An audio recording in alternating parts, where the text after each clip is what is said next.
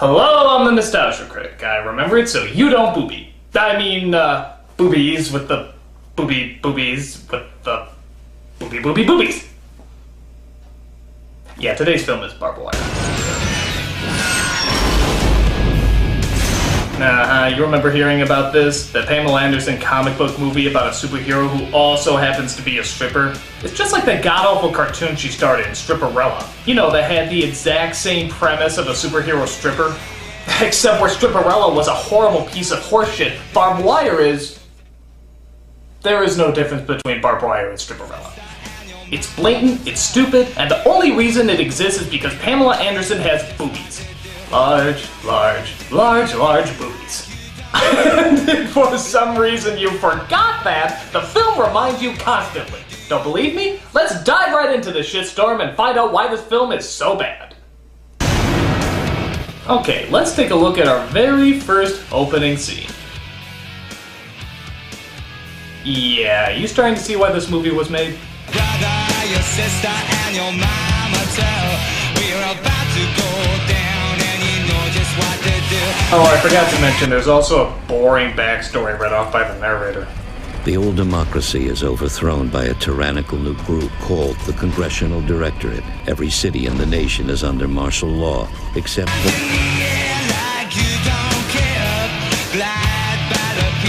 Every city in the nation is under martial law, except one, Steel Harbor, the last free city.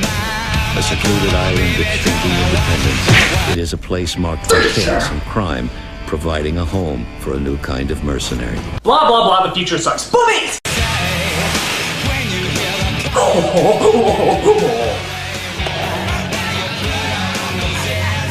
I wonder if anyone's even reading the credits right now. Oh wow, the music was done by... In fact, I wouldn't be shocked if they just added credits just to keep this scene going longer.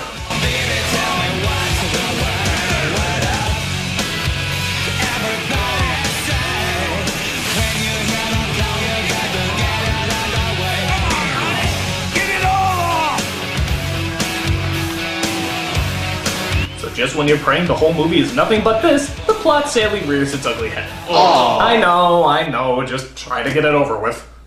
So our hero, Barbed Wire, lives in a festering hellhole known as Steel Harbor, which takes place in the apocalyptic world of 2017. I guess Obama wasn't the change we needed. We see her working at a strip club as she entertains the owner, who I swear is a mix between Peter Lorre and the Fantasy Island guy. What are you doing here? I'm looking for a light. Got one. I don't smoke. Neither do I. I only smoke when I star in something horrible.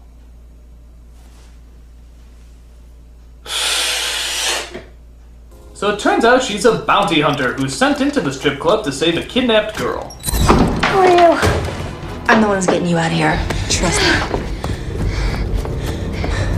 We're trapped. We better make out. What are you doing? Ever see Batman? That depends whether or not he's affiliated with the comic this movie is based off of. Shut up. God damn it. As you can see, Pamela Anderson is the Shaquille O'Neal of acting. Shut up. God damn it. Shit. Come on. I'm angry. Really. So she gets the girl to her parents, who plan to pay her handsomely. But there's one little problem. Cut the shit. Where's my money? I could only come up with half the money. Fine. I'll take half your daughter. Yeah. What? So they make a deal by trading their car for the rest of the money, as Miss Wire has a monologue about why things are the way they are. It was the middle of the Second American Civil War, the worst year of my life. Where all I knew how to do was pose on top of cars. Port Steel Harbor. What a shithole. Meanwhile, we cut to... Why don't we start again? Whose sexual psyche do we just dive into? Now, where's Dr. Karina Devonshire? And please answer in the most titillating way possible. I told you. I abhor torture. But your words just don't match your thoughts. Should I be watching this?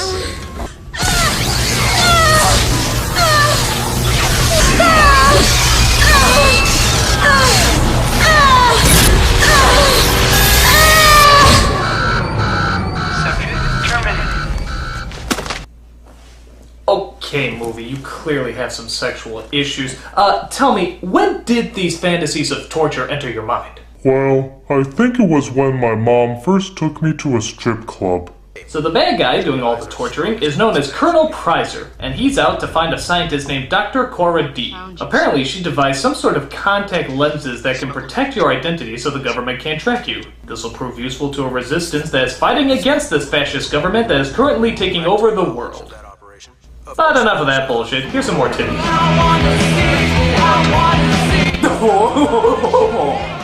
So Barb is not only a stripper slash bounty hunter, but also owns a strip club called Hammerhead. Just look at those futuristic dance moves. We also come across Barb's blind brother named Charlie, who I guess hangs out there quite often. Chanel number 5. Am I correct? Yes, you are.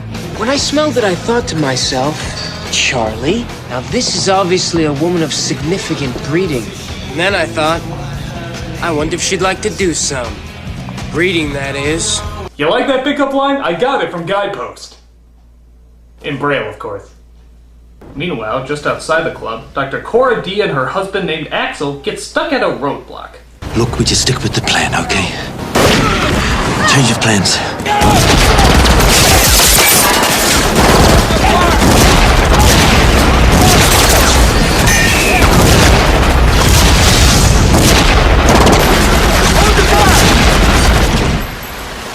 Well, they finally did it. They killed my fucking car. So even though we never see them exit the vehicle and they have nowhere to go, they somehow escape.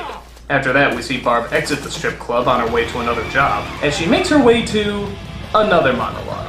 I had to do a little moonlighting to keep my bar running. Not an easy life. A girl's gotta do what a girl's gotta do. Come on, this isn't an apocalyptic future. It's Amsterdam. You see the stuff outside of toy stores. So she plays herself off as a hooker, which, let's face it, is not very hard, as she gets herself into the room next door to another person she's supposed to bring in called Krebs. Ooh. Why don't you go change into something a little more comfortable? How about something a little less comfortable? Oh, it's the Lost Stooge, Pervy. Nuggy, nuggy, nuggy, nuggy. Did you wash your hands? No. I was bad. Oh, how'd you know being knocked out was my fetish? So she bursts into the room next door and shoots up a bunch of baddies.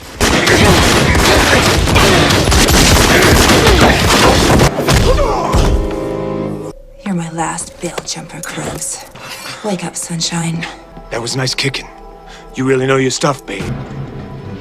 What did you call me? Oh yeah, I forgot to mention, she hates to be called babe. Now slut, hooker, bitch, whore, those are okay. But if you call her babe, that's just sexist. Don't call me babe. Oh, maybe I should have actually attacked her with the knife instead of just standing here.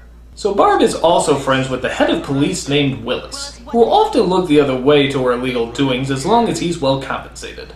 And I do mean well compensated. Of course not. Oh, that's sexual harassment, Chief. And I do have to take it. Listen, Barbara Kopetsky. We could play this little cat and mouse game all night long, but I have more important things on my mind. Like, how the hell do I get out of this piece of shit movie?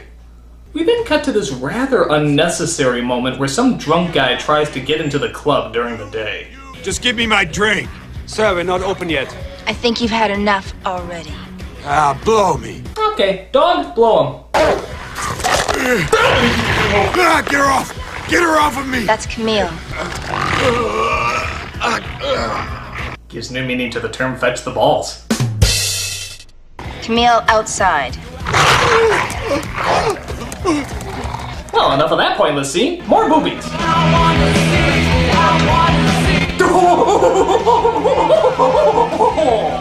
But the strip show will have to wait, as the club is infiltrated by M. Bison's twin brother. Of course!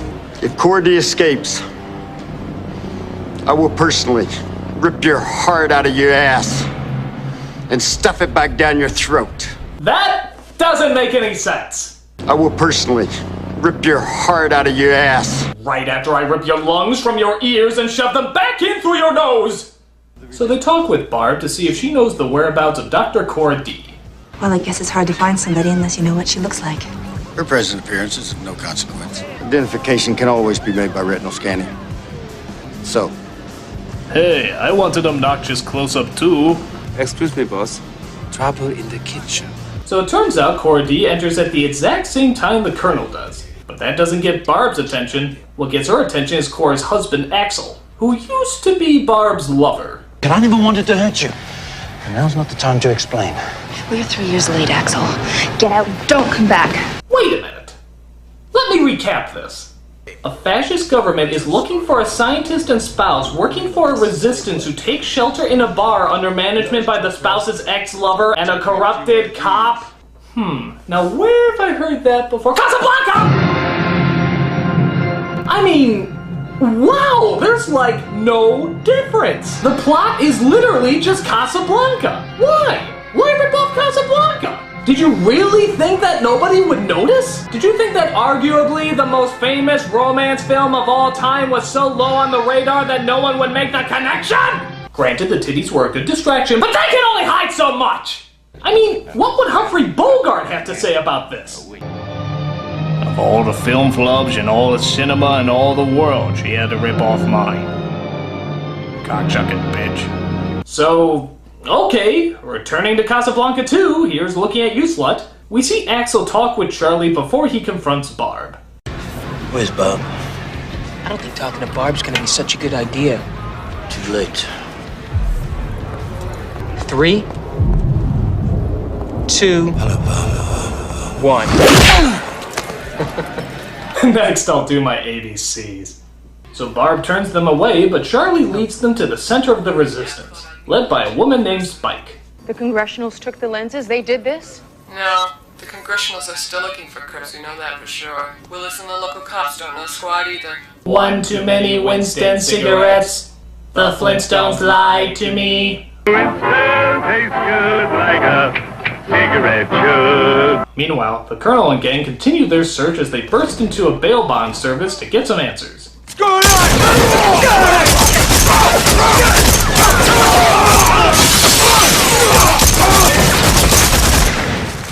You're all under arrest. We needed to make an interrogation. Sorry, sir, they resisted. They dared to ask us what's going on! So they read the minds of one of the dead men, however the hell that works, as they believe the answer may lie in Barb Wire's club. Meanwhile, we cut back to Barb as she, alright, you know what this is? This is Centerfold, the movie. You can take every other scene in this film and just put it on an issue of Hustler. Anything I wasn't prepared for was running into you. You'll get over it. So Axel tries to win Barb over, but finds she's one stubborn female who's gonna tough it all out. Or not. Am I interrupting something? Oh, not now, honey. Honey! Hi! I was just making sure her mouth wasn't bugged. Bob, this is my wife, Cora D. How impressive. I'm sure you'll have very strong, smart children. If they stay out of future sequels, they will be. I was just better left a part of your past. Oh, so that's why I didn't get an invitation to your wedding. Barb, there's more to this story than meets the eye. The Autobots waged their battle to destroy the evil forces of the Decepticons. But they're again interrupted by the Colonel and his crew. I think this guy's only job is to walk into buildings dramatically. Who are they? I pick them up off the boulevard. I like a good menage every now and then. Scan them. Luckily, Charlie has some sort of machine messer upper thingy that stops the ID machine from identifying them. Sir, the scanner's broken, sir. You're wasting my time. Get out. Hey, boss, you know what'd be really funny? If they were the people we were looking for. You know, like the one time our scanner machine doesn't work, and it was the time that we actually found them, and we just let them go. And we would look so stupid. But that'd be ridiculous. So the soldiers decide to search the area thoroughly. Actually, maybe a little too thoroughly. Yes, make sure they're not hiding in the martini glasses. I wish you could see this mess. I couldn't see when it was clean. But Charlie has a little surprise. What the hell were they looking for anyway? Stupid contact lenses. Like these? We can give them to Axel and help them escape. Not so fast. This is our ticket to Europe. Hey, they don't belong to us. Finders keepers. You're making a mistake, Barb. It's not just about money, you know. I knew Charlie was still friendly with Don't monologue around me, I'm still here.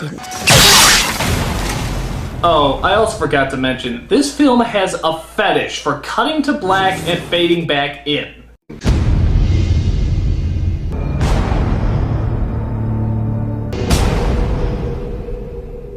I keep thinking every time they're gonna fade to black, something goofy is gonna suddenly appear.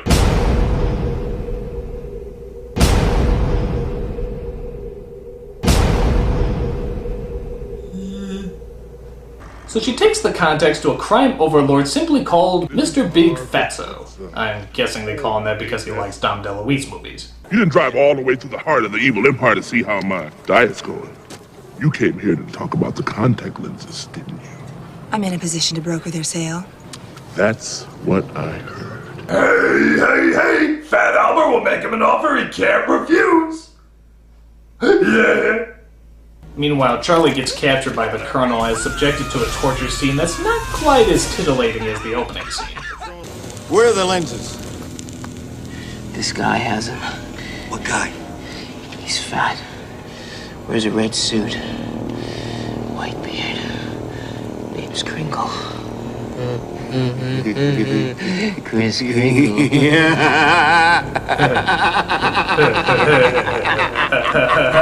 Merry Christmas.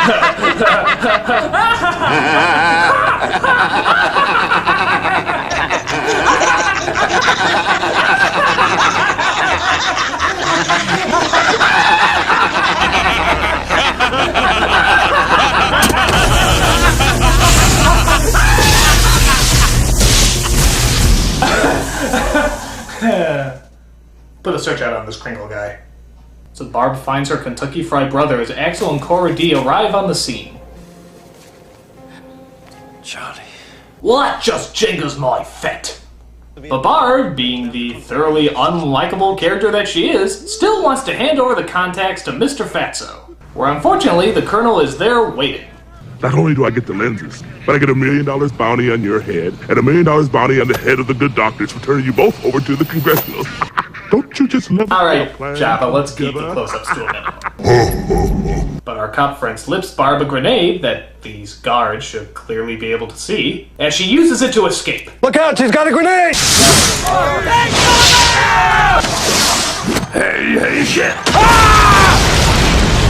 So once Barb finds out she's not getting any money, her morals suddenly return, as we partake in a pretty standard chase scene. But the Colonel gets the jump on her with a bulldozer.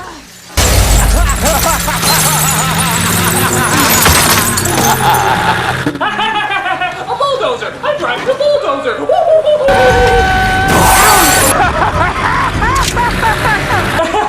I just thought the joke I saw in the Munsters.